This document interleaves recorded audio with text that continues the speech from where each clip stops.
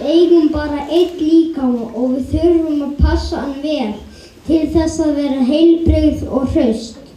Þurfum við til dæmis að borða hollan og góðan mat, vera dugleg að hreyfa kroppinn, fá nægilega hvíld og hugsa jákvæðar hugsanir.